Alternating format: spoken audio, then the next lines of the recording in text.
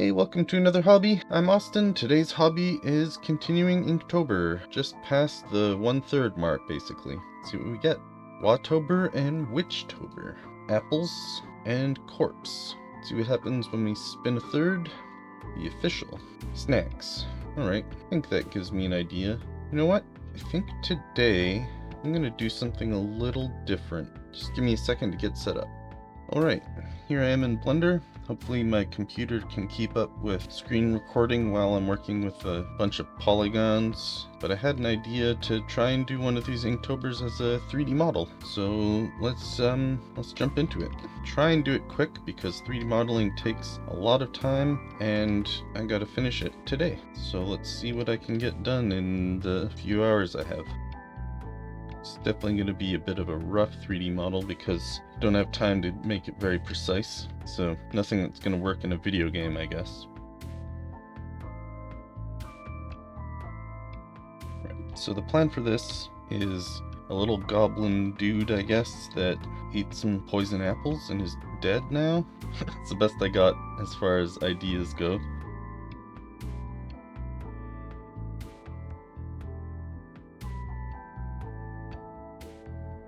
So, in case you're wondering, I'm basically doing all of this really quick roughing out with loop cuts.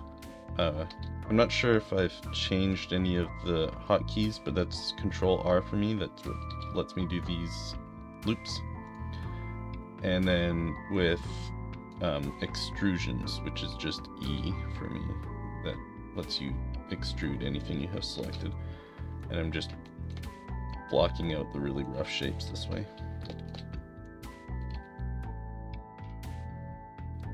I'm also using the cut tool with K. These kinds of cuts, not very precise, so I don't usually use them a whole lot, but for this kind of thing they're pretty handy actually, because I don't need to be super precise with this.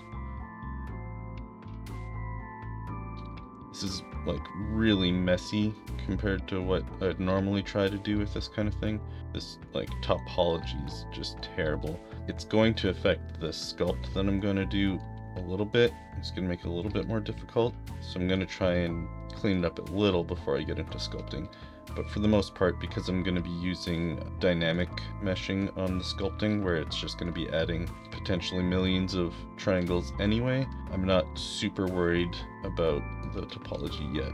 Just, it's mainly going to matter in the first stages of the sculpting, where I'm still at fairly low polygon count. Maybe in the future, when I'm doing more of this 3D modeling stuff, I'll find a way to get my screencast keys working so that you can see what keys I'm pushing to do all this stuff if you're interested in learning.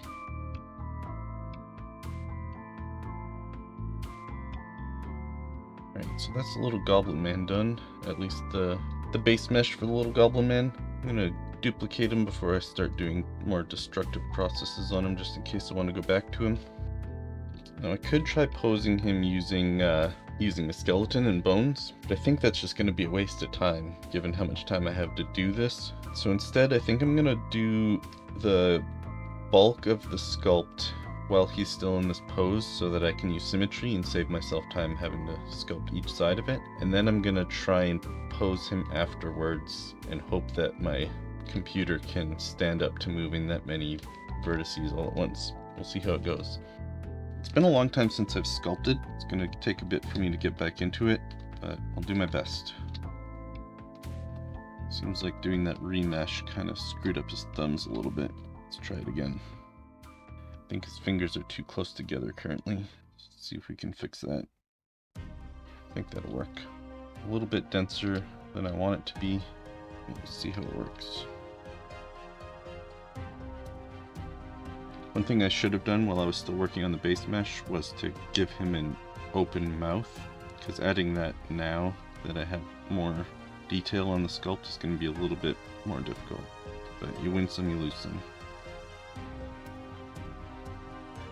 The trick to working on these kinds of sculpts is to start as low poly as you can, least dense Normally I'd even start less dense than what I have here, but I didn't want all his fingers to stick together like was happening when I was remeshing it, so I had to go to a slightly higher detail level to keep those fingers separate pieces, which means just working with more polygons in general. But normally I'd go a little bit less detailed than this to start, because you want to block in the really big basic shapes first, which is much easier to do with these 3D sculpting tools when you have lower poly, because once you get into like the denser stuff, when you start doing like a smooth, for example, right now when I smooth something out, you can see it moves it quite a bit because it's like it's averaging out the spots between each vertex.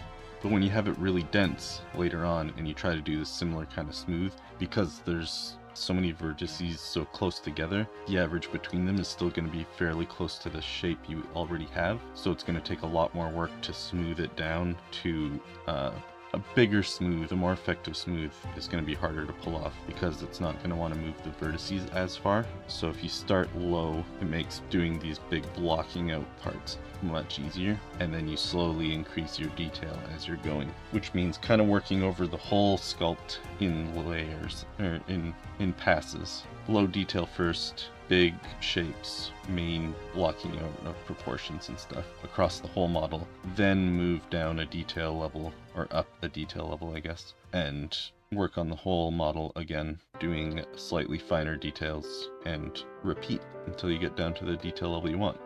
With this model today, probably not going to get super deep into the detail levels for a few reasons. One, it's more time consuming and I don't have as long as I would normally spend on something like this, because doing Inktober, I only have this day to finish this piece and I don't want to spend my entire day on it. And also, with my computer being a little bit older, it's gonna struggle if it has to do video capture and deal with super high density, high detail 3D models and sculpting. So the more simplified I can keep it, the better it's gonna handle it, quicker it's gonna be, and that's why I decided to go with like a cartoony goblin rather than trying to do like a realistic scene.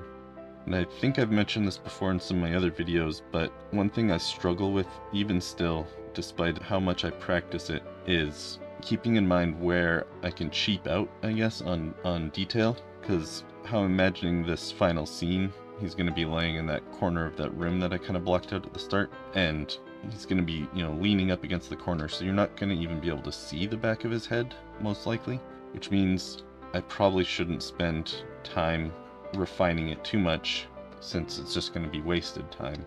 And I still struggle with that to this day, where working on art pieces, there's points where you could very easily get away with doing a lot less, and I tend to want to make everything perfect and put as much detail into spots you won't see as spots you will, which is just kind of bad practice in general if you want, especially if you want to be like a professional artist where time matters.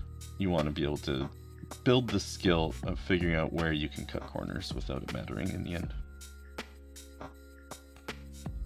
Remember to always keep your camera angle moving around a lot, keep it in motion, look at it from lots of different angles, because one thing I see a lot, especially in new 3D artists, is they'll make stuff that'll look really great from the front and from the side, but it'll be kind of a little bit like cube shaped sometimes. If you look at it from the top, it'll be like almost square, because when you're looking at just from the front and just from the side, you can make those outlines look good, but then at the like 3/4 angle you might have it sticking out too far or not far enough or whatever, and that tends to be where people a lot of people run into trouble making things look realistic proportions, especially if they're trying to do something like a human head or something.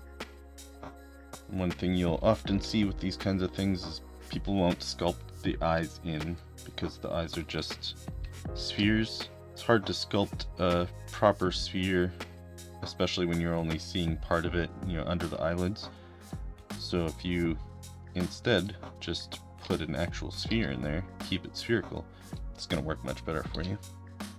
Another thing you can do if you're not planning on doing coloring is you can do this trick where you just move the pupil in. It gives you that kind of inner cone of an iris shape, and then it'll read more like that's your center of your eye, even if it's not spherical. Because I mean, if you look at your eye, you will see that shape. It's just you'll also have the clear part still being spherical sticking out over top. But this works fine for just sculpting. Works in real life sculpting too. If you're doing like clay, you know, making a statue or a bust or something, you'll often see them do this kind of thing for eyes, where they kind of carve out the center part to make it look like an iris. Another thing you're gonna probably want to do if you're working in 3D like this is, right now it's like all completely smooth. In Blender, you can take an edge loop and mark it as sharp, and then it'll shade it sharp for you. Alternatively, if you don't have that option or you don't want to use it, you can do edge loops, add them in, and then put them really close together. Because the way the smooth shading works is it averages out between faces. So that tiny little line of faces there will be the smooth part, but then these two will be quite different from each other. So that'll also do a sharp edge for you. Let's see, since he's going to be dead, I guess I could have just done closed eyes, but I think now that I have them in here, I may as well use them, I suppose. So I'm gonna just have them, like rolled up into the back of his head a little. And adding in the eyeballs like this also gives you good kind of structure to work around with your sculpt. It'll help you structure the eye socket area a little bit easier. Because one thing I do quite a bit is I put this part of the eye socket too far back, which is becoming a little bit more obvious here now that the eyeballs are in. Now I know there's a way you can add shapes together in sculpting, but I'm not 100% sure I know how. I could try and figure it out, but that might start wasting some time. So I think I might give it a few minutes of just quick playing around with it, see if I can figure it out quickly. And then if not, I might just have to try and sculpt the eyelids in, or maybe leave them as separate objects. But let's try adding those. So the way I'm going to do that quickly is just duplicate these eyes, hide the old ones, go in here, and I'm going to rotate them around 180 degrees so you don't have the iris part. I'm going to grab this line and separate, split faces by edges. I think that should make them into two separate pieces. Yeah. I'm gonna put the cursor into the center of the sphere. I mean, it won't be perfect center because pushing the iris in will change where the center is a little bit, but it'll be close enough for these purposes. Because now I can use the 3D cursor as my rotation point, rotate around it. And I've got some eyelids going on here. Now, I could do a modifier on here that turns this into like an actual eyelid shape. I'll just show you quickly what I mean. If I go to, I think it's solidify. So, you can see it makes it like, gives it thickness. But that's actually bad for sculpting purposes, because as you sculpt the outside, it's probably going to change the inside. Anytime you have two surfaces really close together like that, it's really hard to kind of keep them separate, and they're going to start intersecting with each other as you move things around, and it's just going to get ugly. So instead, what I'm going to do is just fill in these faces like this. Turn these into half circles, and that'll be much easier for the sculpting to deal with. Now, because I'm wanting to keep this a little bit cartoonier, like I was saying, I think I'm going to take these eyes and eyelids and just going to scale them up a bit. Because I know he's going to be like crumpled in the corner, kind of leaning against the wall. I'm going to try and put a bit of that shape into his body now, just to make it a little easier later when it comes to posing. Because, like I mentioned already, it's hard for the computer to deal with moving a lot of detail at once. So the closer I can get this to the final pose, the less I'm going to have to fiddle with that later. Like I said, because this is going to be a one-day thing, where I don't necessarily have a ton of time, I'm not going to bother giving him a bunch of detail on his body, which means, like, anywhere I can cut corners is good. So that means no shirt. I'm just gonna be wearing little shorts, I guess. Much easier to sculpt just like a little goblin torso than it is to try and make like a whole detailed shirt with folds and like buttons and having the edges match up and look like it's actually on him rather than floating above him or intersecting. There's all kinds of issues that come with trying to add those kinds of things. I'm gonna have to deal with that a bit for his pants, because I don't want to do a little naked goblin, because I just don't want to have to sculpt a naked goblin. It doesn't sound like a whole lot of fun. See, like right here, this is a good example of why I would like to have less detail, because as I'm trying to kind of fill out these big shapes of like the overall shape of his thigh, it's making it a little bit lumpy, where if I had a lot less detail, it wouldn't be as lumpy, because there wouldn't be as much detail to move into these lumpy shapes. This is probably like the level I'd go to second most of the time. Contrary to the shirt thing, probably going to be easier actually on the feet to have boots rather than trying to sculpt all the individual toes. So he's just going to have maybe little like cloth booties, canvas boots, because again, just whatever saves time. Trying to do actual boots means trying to do hard edges, and then I start having to be like precise with them, you know, keep the bottoms flat. But if I make them little cloth sacks that he's tied around his feet, they can be much more organic shapes. I don't have to worry so much about making them look correct, because they're not going to be correct. They're not boots. This kind of thing, it's nice if you have like a little bit of background in anatomy, you know where the muscles are and how they move. I don't have a ton, I have a little bit, but I mostly fake it. I would say that most of my art tends to not be super high realism anyway, so I can just not do it and say it's meant to be that way because of style and not because I don't know what I'm doing. And in case you're wondering, for this, so far, basically the only two tools I've been using, or I guess 3 tools, are the basic draw tool, the grab tool, and smooth. The smooth just to kind of clean up where I pull things out too far or push them in too far.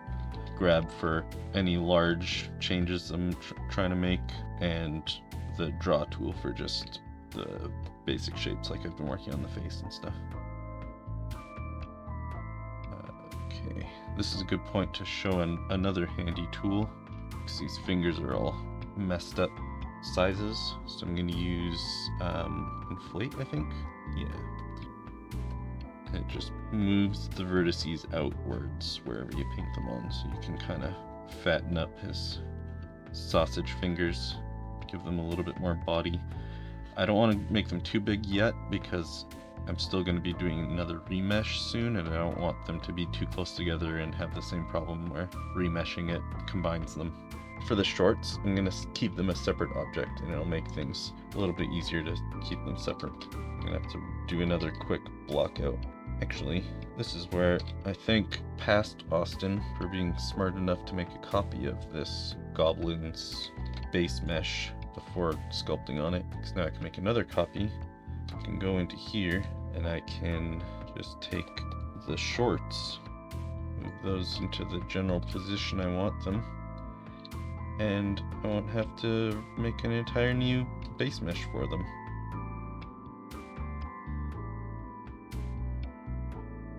Now I could do separate pieces for the boots, and I probably should, but I'm feeling a little bit lazy, so I'm gonna see if I can get away with doing them as part of this body sculpt. At the very least, it'll give you an idea of why making it a separate object is easier or smarter. You'll get to see a comparative process, this versus the pants. Now is where I'm going to see if I can get these eyelids to be part of the same mesh. I think I can do it with a modifier, so I'll probably have to apply this mirror and then select this and Boolean, perhaps? Not sure why it's not adding them together. Okay, the other thing that might work is just combining them first, like this, so that they're both in the same model. And then if I do a remesh, it might just add them together. Okay, yeah, that seems to have worked. I might want to jump to a little bit more dense just to save some time. So I'm going to try 005. Here's where my computer's going to start to struggle, and we'll see if it can keep up with the recording and the modeling. I'm up to 1,000,000 vertices now. You can see in the bottom right here. You can see now when I'm doing this smoothing, it's barely changing the actual shape of the object. It's just smoothing the surface because there's so many vertices there. At this point, doing major shape changes is going to be harder, and I'm going to avoid it if I can. I did say earlier that I was going to do dynamic topology. What that is it adds or removes vertices as you're sculpting depending on how close you are to the model. Like it's based on screen space, on pixel size. So if I zoom into a spot and sculpt on it, I can get a lot of detail and then not have that detail across the whole model. The only thing is it's pretty computationally intense because it has to dynamically add and remove triangles, which probably is not going to be super great for my computer to try and deal with. So I might see how far I can get just with this instead and hope that it's good enough. And it should be for what I'm going for. Okay, so this is where I start adding in another tool, this draw sharp. Oh, okay. So I was looking at the wrong tool. It looks like I do have the right one already set to Shift C. It's this crease tool, not the draw sharp tool. Yeah, so this tool here, crease. I'm not sure what draw sharp is. Maybe that's new. That might be actually handy. Let's see what it does. Okay. It's kind of like the crease tool.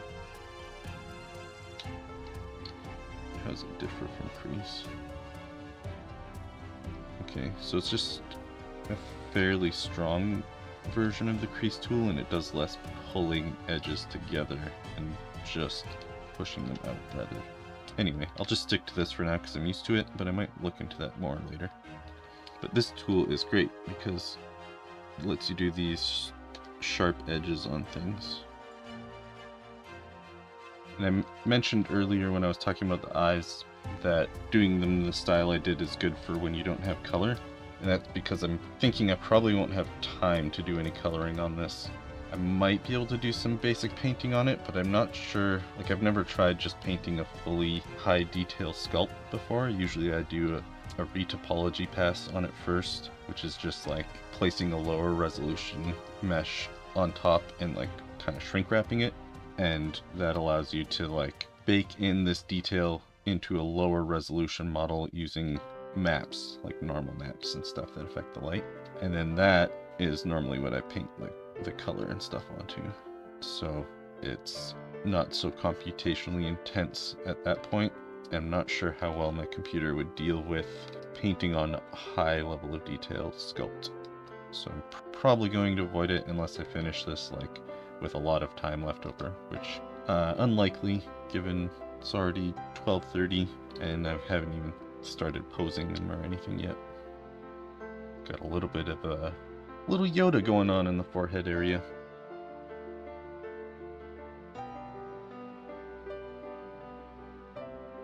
Right now I'm not a super big fan of this design. It's turning out less cartoony and funny goblin and more creepy uncanny valley goblin. I might just go with it, but I think it's mostly the lips being a little bit too humanoid. I might try to fix that up a little bit. Not sure that helped in any way, but I guess we're just gonna have a more unsettling goblin design on the sculpt, which I guess is fine. You can see I can still do a little bit of shaping, but it's just, it resists it a little bit more. It's a little bit difficult to do it with any finesse or control. For something like this, it's not such a big deal because this goblin is just a weird, creepy little dude, just a little guy, and I don't mind if he ends up looking freaky and not how I imagine him in my head necessarily, because that can just add to his creepy nature. Again, part of the reason I decided to sculpt a little goblin rather than a person. Sometimes with these videos, so far being new at this, I'm not sure what to talk about. You know, whether I should talk about my tools and tips for how to do this stuff, or if I should be talking more abstractly about kind of general things I'm going for and not so much the actual process I'm using to get to those things. But let me know in the comments if there's anything specific that you like to hear about, if it's helpful to know about the technical process of things, or if you want to know more about the intention, broadly speaking, behind things. I don't know if there's anything about me you want to know, about my journey as an artist or life in general or anything like that. I'm pretty open book as far as that stuff goes. If anybody wants to know anything, yeah, just ask. But yeah, just let me know what you want to hear about and I'll do my best to go over it. I could spend a lot of time getting this anatomy right for these muscles in his arms and stuff, but I think I need to kind of move things along, so I'm trying not to spend too much time here, and I'll make him, you know, just a little bit, I guess, pudgier and smoother, so I don't have to put as much detail into this stuff. Do need to get his hand mostly right because he's going to have to be holding an apple, and that's going to be a big part of just the piece in general, is seeing this apple in his hand, which means people are going to be looking directly at his hands, or at least one of his hands. So I'm going to have to put a little bit of work into making it look semi-correct. And hands are not fun. Not fun to draw, and they're not fun to 3D sculpt, because they're very complex objects, a lot of stuff going on, and like I said earlier, I don't have a super good anatomy background, and hands are where that comes back to bite me the most. Luckily, he's a weird little goblin guy, and if his hands are weird little goblin hands, then I can say it was on purpose for style. This, what I'm doing right here, might be where that draw sharp tool earlier might actually be kind of useful, because the problem I'm having with drawing these wrinkle lines in is they're pulling together. As you work on one wrinkle, it pulls on the other one, because this is kind of, it's a pinching procedure. But maybe that draw sharp doesn't pinch as much. It might make something like this a little bit easier to deal with. But like I said, I'm not about to start fooling around with a new tool just yet, because I'm still kind of just seeing if I can even get a sculpt done in time for Inktober, which means relying on all the tricks I have to do things quickly based on what I already know, and not wasting too much time figuring out new techniques, new tools. These fingertips and fingernails that I'm working on now would be a place where it'd be nice to use that dynamic topology, because it's smaller detail, but it's a place where it needs more detail than the rest of the sculpt, especially because the part of the centerpiece of this image is going to be looking at these hands. So having higher density detail here would be nice, and I might switch to dynamic topology just for this part and hope that that doesn't kill my computer. So you might have to be very sparing with this. You can see how it's like dynamically changing all these triangles around here. I think my detail level isn't high enough, meaning I'm gonna have to bump it up even more, and I'm a little scared how well my computer is gonna deal with that.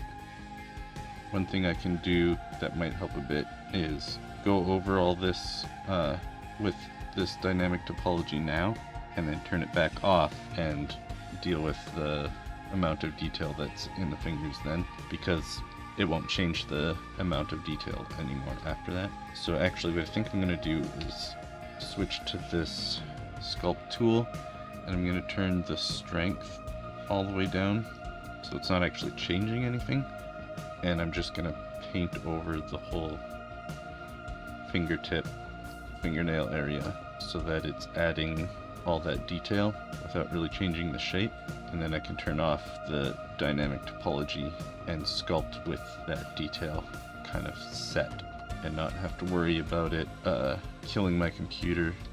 So do that, turn off the dynamic topology, and now hopefully This will have enough detail to sculpt with without it killing my computer.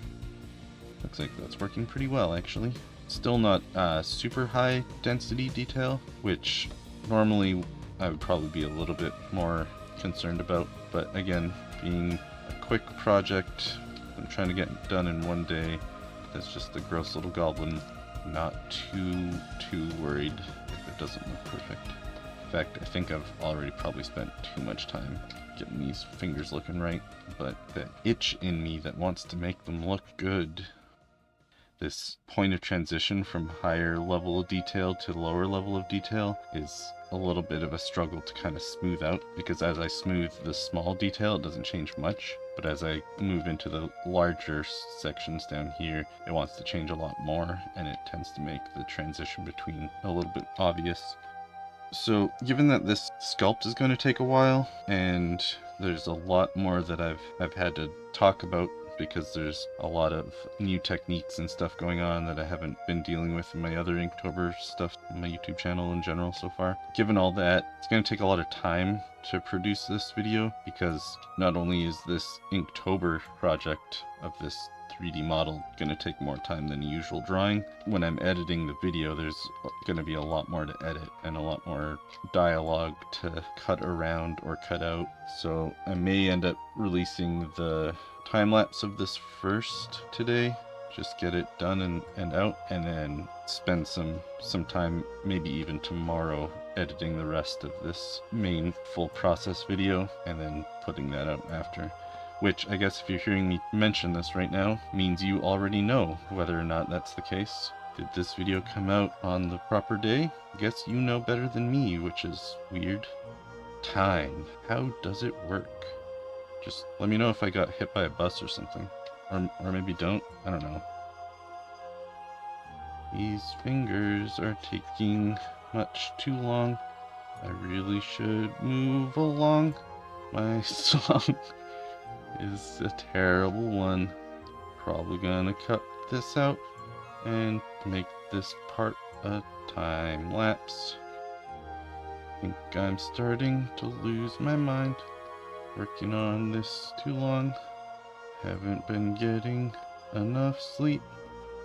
And that is the end of my song.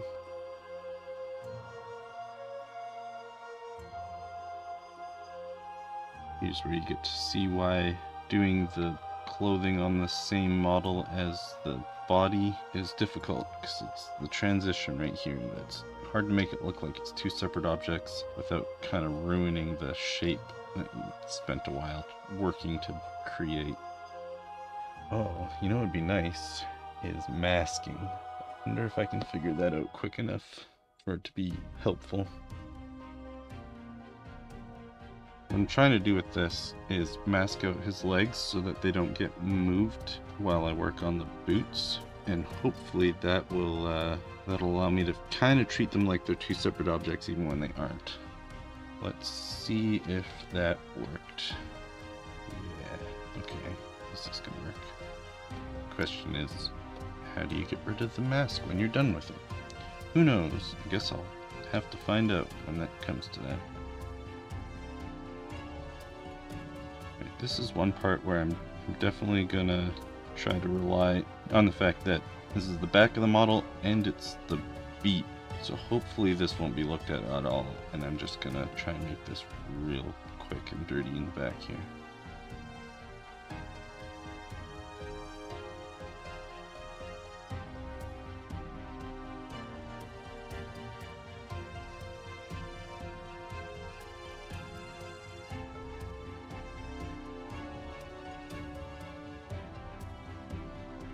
I want his mouth to be open more now that he's got his teeth in there, which is going to be difficult to do at this stage because it's going to be moving the whole model or only like a small part. It's going to be hard to get just the jaw to move, but I don't mind if it changes the shape of the model overall a little bit in the process, because as I've said 100 times, just a creepy little goblin guy, and if he doesn't look quite how I want, it's fine with me.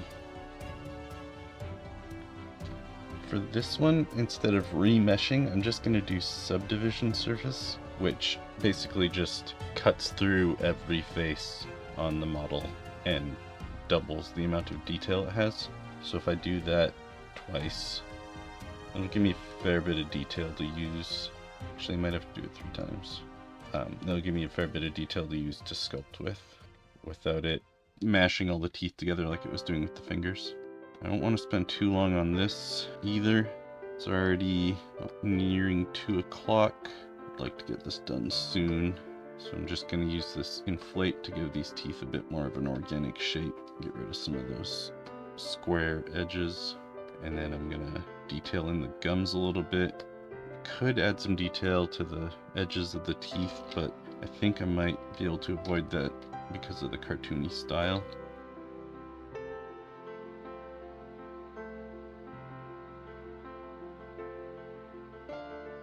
Alright, I'm going to call that good enough and see if I can pose this now. So I think the easiest way to do this is going to be combining all these together, but first I'm going to make a copy of all of them and hope it doesn't kill my computer. Okay, I seem to do okay with that. I'm going to try using a mesh deform to move this dude and pose him, and I'm going to use his old or less dense version of this to try and use it as kind of a cage to deform with, which means I'm going to have to edit a little bit to actually fit. And this doesn't have to be perfect, it just needs to be kind of close to the shape I'm trying to deform, so that when I move these things, these points, it should hopefully move the underlying mesh in a fairly consistent way.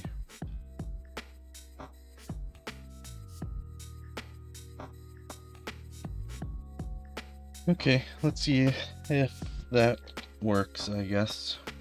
I'm gonna save, click bind, and hope that it doesn't kill my computer.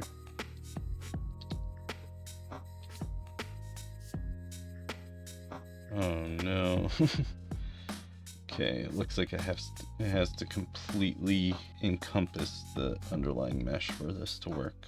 Let's try and fix that, I suppose.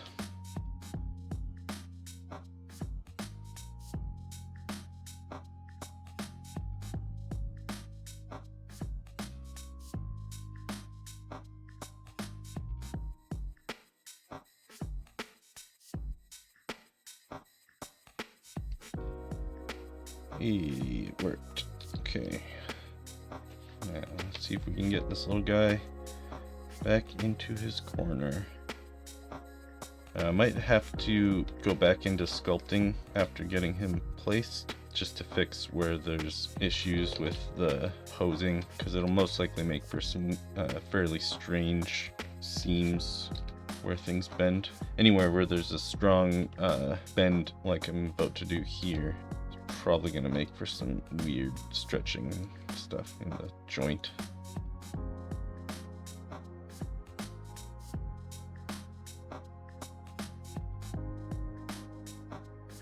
I'm gonna have to start doing a gradual rotate of this arm.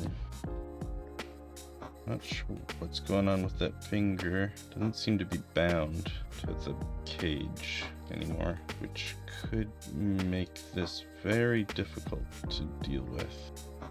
That finger's gonna get real weird as I keep rotating this. In fact, all those fingers.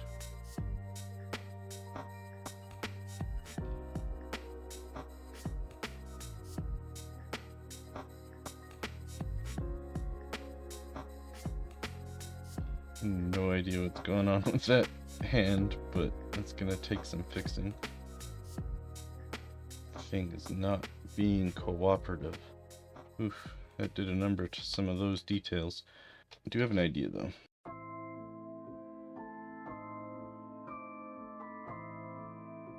So I'm gonna try out this pose tool, see if I can make it work for me. Oof. Not sure how it works.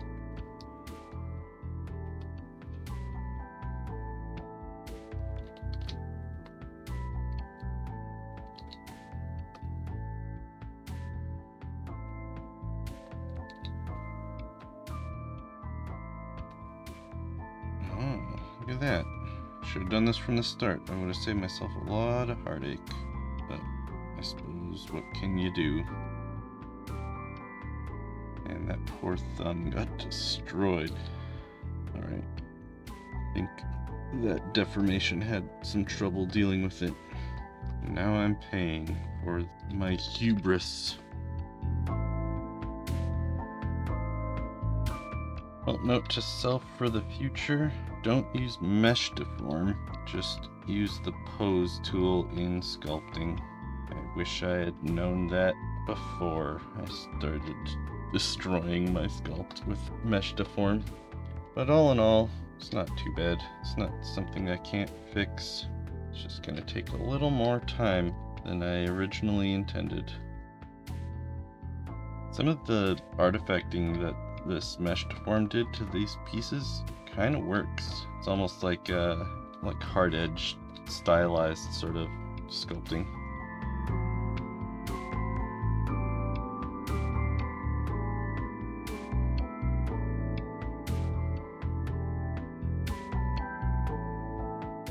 Okay, one final thing for this scene to be complete is the apples part.